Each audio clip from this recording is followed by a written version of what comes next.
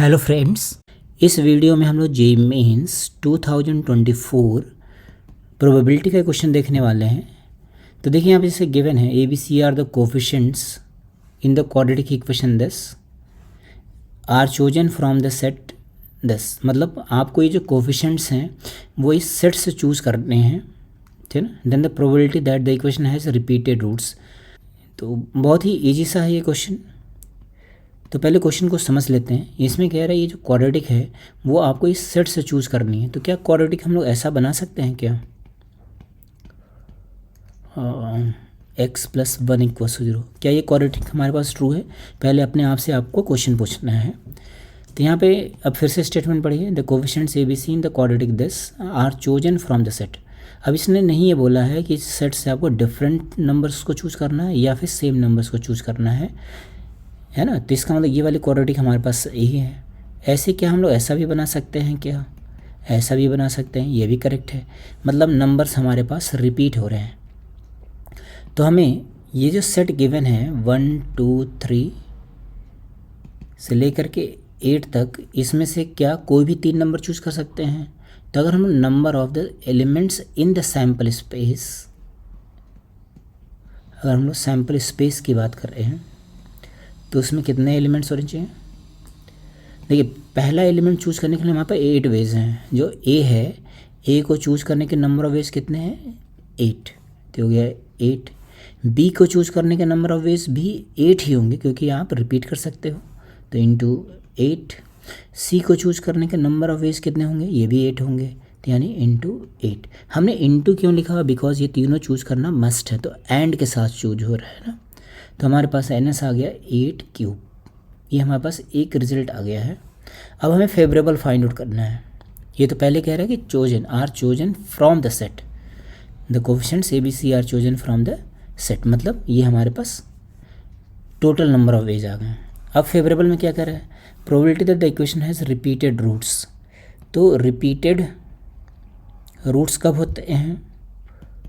कोई क्वाड्रेटिक के roots repeat कब होते हैं? जब उसका डिस्क्रिमिनेंट क्या हो जाता है? 0। जैसे मान लीजिए मैंने कोई क्वाड्रेटिक लिख दिया x² + 4x + 4 = 0। तो इसके रूट्स देखिए कितने आ रहे हैं? -2, -2। रूट्स रिपीट हो रहे हैं और इसका डी कितना हो गया? 0। तो इसका ना डिस्क्रिमिनेंट 0 होना चाहिए। तो इसका डिस्क्रिमिनेंट 0 करेंगे क्वाड्रेटिक का, इस क्वाड्रेटिक का डिस्क्रिमिनेंट 0 करेंगे तो क्या मिलेगा हमें? b² = 4ac। अब यहाँ पे सिंगल इक्वेशन है फ्रेंड्स और 3 अननोन है, तो इसकी वैल्यू निकालने के लिए हमें वैल्यूज़ को पुट करके निकालना होगा। कैसे पुट करके निकालना होगा उसको हम लोग यहाँ पे फाइंड आउट कर लेते हैं।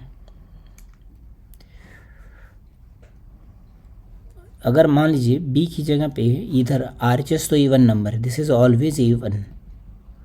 इसका मतलब इसको भी इवन होना पड़ेगा, तो b को इवन होना पड़ेगा। तो b की वैल्यू हम लोग मिनिमम 2 ले सकते हैं। तो b अगर 2 हो गया है तो a और c क्या हो सकता है? दोनों को 1 1 ही होना पड़ेगा और कोई ऑप्शन नहीं है। दूसरा, b की वैल्यू मान लीजिए 4 हो जाती है तो ये हो जाएगा 16, है ना। ये वैल्यू कितनी बन जाएगी? 16। अभी इसको इरेज कर देते हैं हम लोग। तो इधर भी 16 बनाने के लिए क्या क्या पॉसिबिलिटी है हमारे पास? a 4 हो जाए, c 1 हो जाए, या फिर a 1 हो जाए, c 4 हो जाए, या फिर a 2 हो जाए और c 2 हो जाए। क्योंकि 4 तो पहले से मल्टीप्लाइड है, हमें सिर्फ 4 और चाहिए।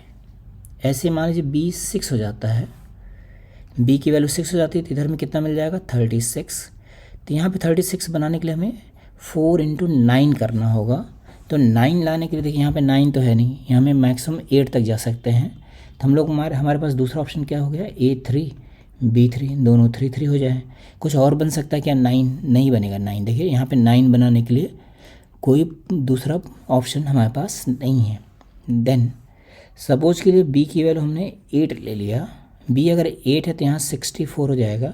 मतलब a और c हमें कितना चाहिए होगा? 16 चाहिए होगा। तो हमारे पास एक ऑप्शन तो हो गया 2 और 8, ये c है यहाँ पे।